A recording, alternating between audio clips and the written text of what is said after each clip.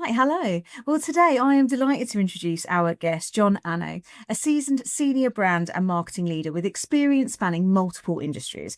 From telecoms and hospitality to tech and most recently iGaming, John has led impactful work across both established and fast evolving sectors. He is at his absolute best when helping businesses unlock sustainable brand led growth through customer first thinking, which is why he is a perfect guest for our podcast. He champions the belief that customers should influence every single part of an organisation. His approach is grounded in building cultures of empowerment, trust, and collaboration. I am really excited for you to hear from him. John, welcome. Well, thanks for having me on the show, Laura. Well, brilliant. I am so excited to hear from you. You're a fellow podcaster, which makes me both excited and, slightly nervous.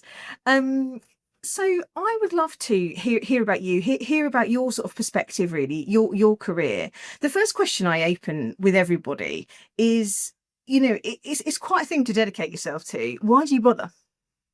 Well, I think for me, I've been someone that always loved to learn. I think continual learning has been a trait of my career, and I guess it's been quite diverse. So I started off agency side, working for a number of different agencies, large and small. And I guess one of the things that really got me interested there is just the variety of clients. So working in sectors such as alcohol, automotive, gaming, and just the different businesses, the different challenges.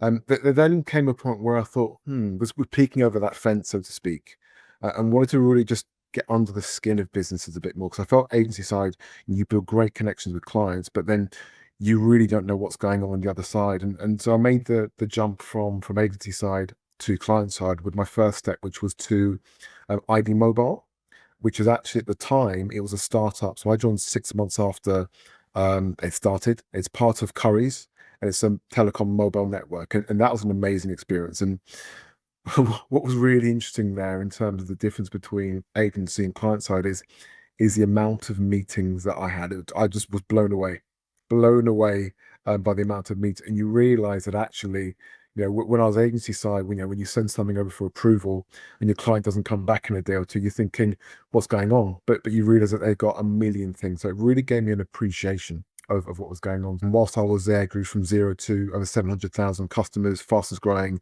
postpay mobile network. And I think I saw recently they got over 2 million customers, and great team, a lot of which are still there. And I'm proud to have actually really had a touch of that brand and kind of laid my foundations, and actually really added to growing that brand. After that, went to Premier Inn for a year, which is very different, going from a startup to a very established brand. There's you probably are aware of, and lots of your listeners are aware of that purple brand, Lenny Henry as well. So spent my time there, really kind of moving that brand on in terms of their key times of year. Then more recently, and where I've kind of longer stint was so again something completely different, which is iGaming. So my most recent role is as head of marketing and head of brand over at Bally's Interactive, online casino, online gaming, and again that very different too. And one of the things you'll see and notice from my career is I like change. I like doing different things. So from telco through to hospitality, through to gaming, I like challenging myself and using my foundational marketing skills, but in different sectors, different customers, different audiences, different things to understand. So that's really what really, I guess, the red thread that runs through my career is the change. And that curiosity for me is, I guess, why I bother, because I believe that marketing, the sector that we're in, yes, there are challenges, but ultimately it's fun, right? It really is, where, as people say, we're not saving lives. We're understanding about customers. Yes, we're having wranglings about budget. Yes, it can be tough in this particular environment in terms of job losses. But overall, if you think about what we do, it's fun, right? We're there to grow, to build awareness, to make people purchase, to understand the customer, to understand what they want, what they need, how we can really make sure we have products and services that align to what they want. So that's really kind of, I guess, why I bother, and a bit about me in terms of where my journey so far. I love that you say that it's fun. I'm really keen to understand a little bit more about your role. Thinking about that, you reflect on head of marketing, reflect on head of brand. That sort of a that sort of a position for those sorts of people listening. What are some of your secrets in how you really understand sort of customers' hearts? What the sort of smart moves are to make to woo them?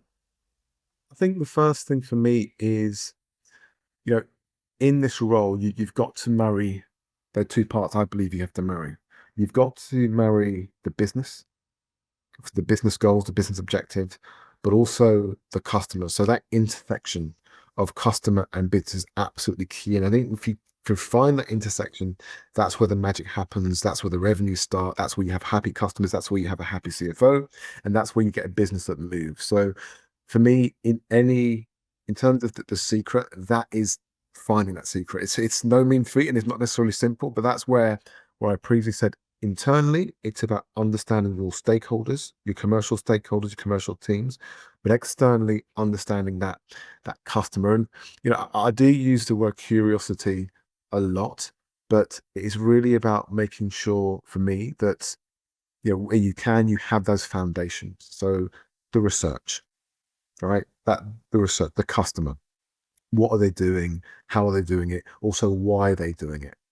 Aligned with that, there is a commercial element, in terms of, spend, in terms of how frequently, customer lifetime values, all of that stuff. But it is very much that qual, that quant, and just making sure that you always course correct yourself to make sure you've got that concentric circle where business meets customer. Because in the day to day, we all know in the day to day where stuff happens, a call happens, an emergency, you've got to run a campaign, you're about to put an ad out.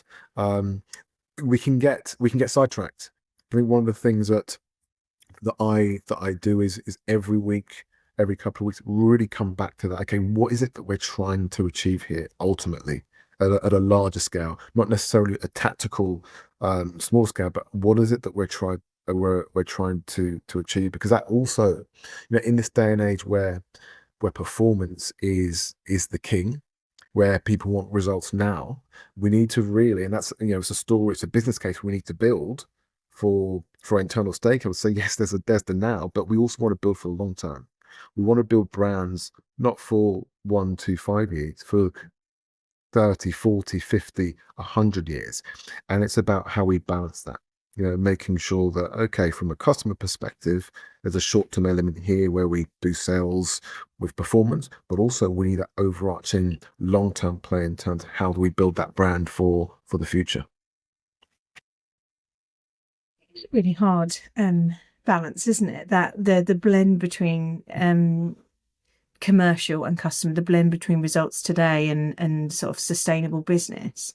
Um, I mean, this is an unfair and ridiculous question, really. But I was just wondering if you could expand on any of that at all. Any moments whereby you found that something's kind of really cut through, that you've managed to really galvanize people around that. You've had kind of real moments of clarity on that.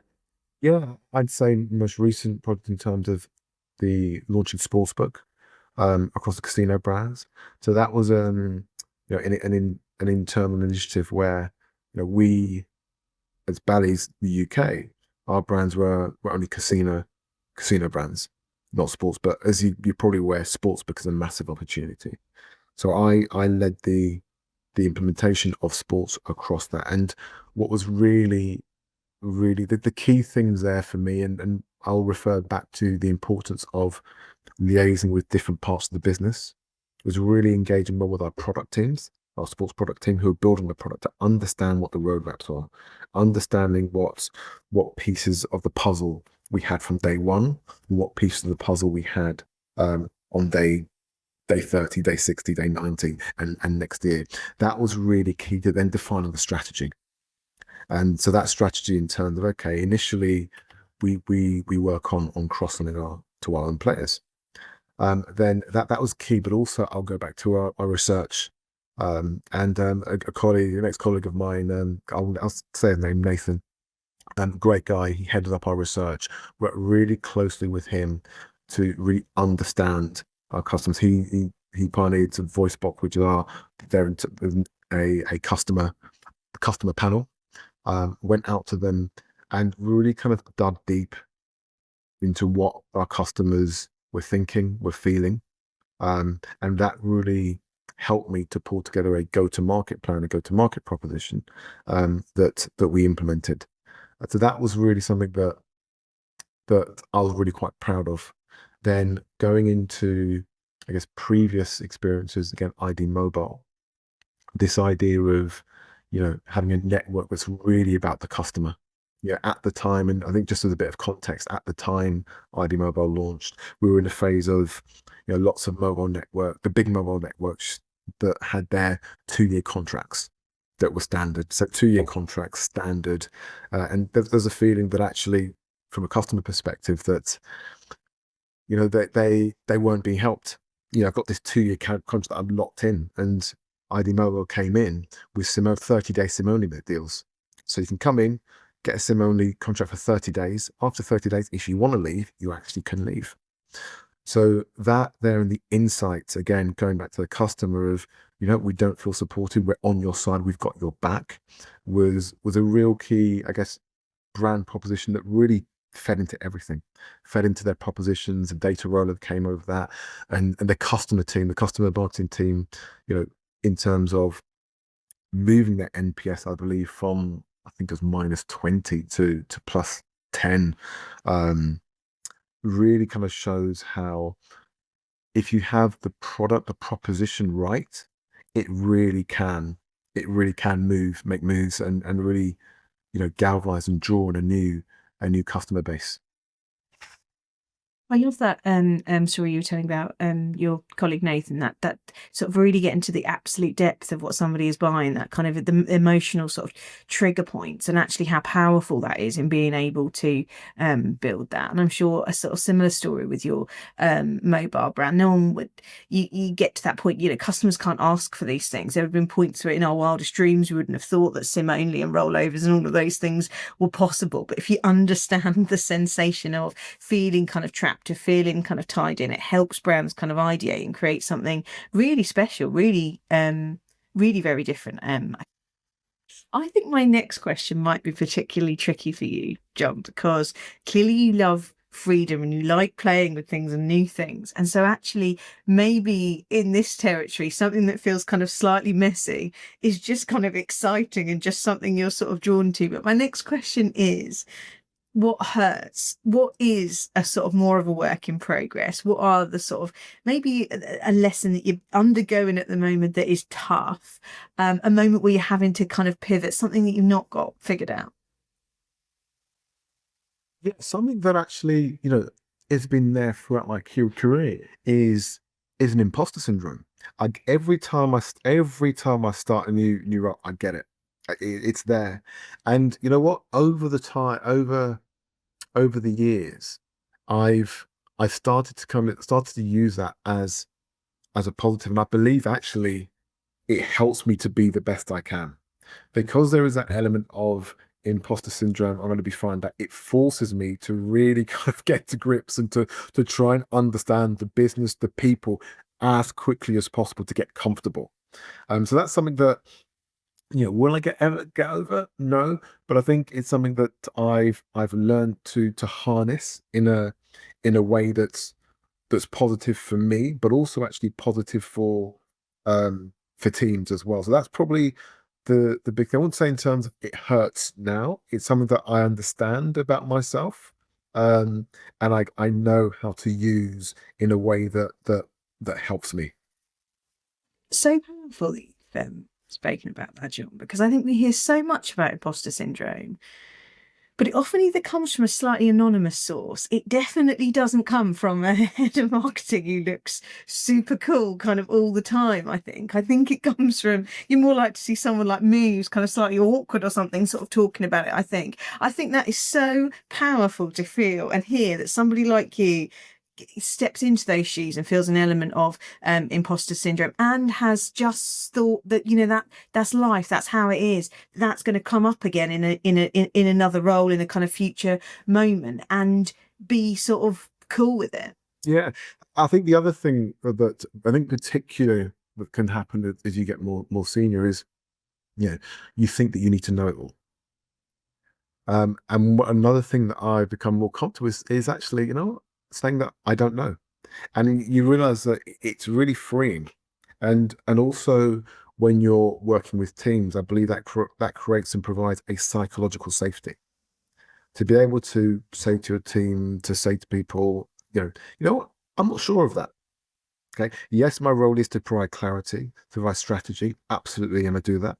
But I don't know everything. I think particularly when I'm so used to going from different sector to different sector, I can't. And it's something that I become a lot more comfortable with and I've made peace with. And actually, there's a freedom to go somewhere to open up, say, no, I don't know that. But also it gives me permission to then probe, ask questions, bring that curiosity, which actually then in turn allows me to improve my knowledge of a certain situation, a certain business problem, consumers, commercials, and it makes me a better person. So yes, what I'm trying to say, I've looked at what I've typically seen as maybe negative things, and I found a way to really turn these around into actually positives, and in doing so, hopefully helping the teams that I manage, and the colleagues that I work with. Yeah, amazing. Okay, so John, I've loved talking to you, by the way. This is you've got such kind of rich experience, such a beautiful way of kind of storytelling. This has been really kind of energizing, really inspiring for me, kind of personally. I'm really interested to know how you think people can kind of keep winning in this game. What are the kind of mindsets, the quality, a kind of word of advice for how people can kind of keep sharpening up as we look towards the future? I think it's interesting in this day and age where we hear a lot about AI.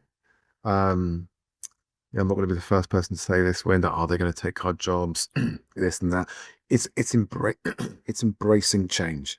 It really is embracing change. But also, I think from a marketing perspective, really being confident about the foundations, right? And particularly when we go, when we look at marketing, we talk about the tactification of marketing, etc. But there's some real core marketing and branding principles that are there, that are always there. The only thing that's changing is the route to the customer. So whether that be going from TV to more social of AI, right? So I think for me, it's being clear, being firm in your marketing foundations and marketing principles. I'm a big believer in, not sure whether I should be promoting it, but the mini MBA, the Mark Ritson thing, really, really great education piece in terms of the fundamentals. Right. Once you have the fundamentals there, in terms of brand, in terms of commercial, right, it gives you then the confidence to move forward. So that's, I think, for me, the one thing I'd say in terms of, be clear about your fundamentals, but also it's about making connections. Right. Ultimately, everything we do is people. As cliched as it sounds, it's a people business. Understanding people. So for me, when I go into someone new, it's not just about understanding the marketing team, it's understanding the customer service team, the UX UI team, the finance team, the legal, what are their challenges? Breaking down silos, right? Breaking down silos.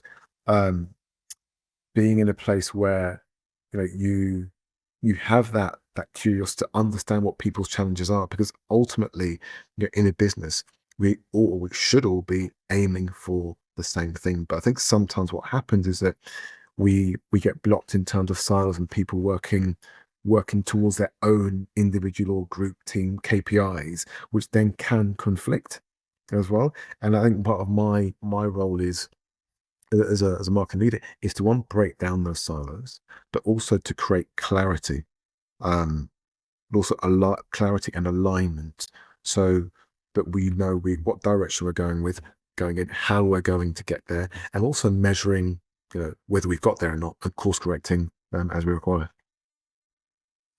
This brings us full circle to something you said at the beginning, that you've got the biggest team in the whole business because everybody is part of the brand. I think that sort of breaking of silos is definitely something you kind of hear a lot about. I think what's clear from kind of speaking to you is that you really sort of live that, actively go make friends. That was one of your big pieces of advice: go and make friends with the CFO. Yeah, Go and meet the call center. it really is. Understand what their points are. Understand then you work together. And also it just make your job a bit more fun, but also it means that you have these considerations when you're thinking about your role, right? When you're thinking about your activities, when you're thinking about your strategies. And it just means that this red thread can really kind of go through every single part of the business, which for me is a sign of a good plan.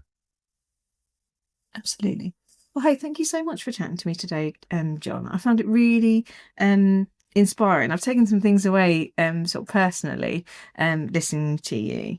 I think particularly around think about your whole team, think where you can influence. But I think also your sort of reflections on imposter syndrome, and actually sometimes that just acknowledging something is a very powerful thing to do. So thank you so much for joining me today. No, listen, thanks for having me. Really, I guess really enjoyed being on the other side for a change and answering the questions and not asking them. But it's been great, man, really great. It's got me, in preparing for this, it's got me really thinking about some of the key questions. So great questions, by the way. Yeah, thank you. Great. Well, hey, thank you.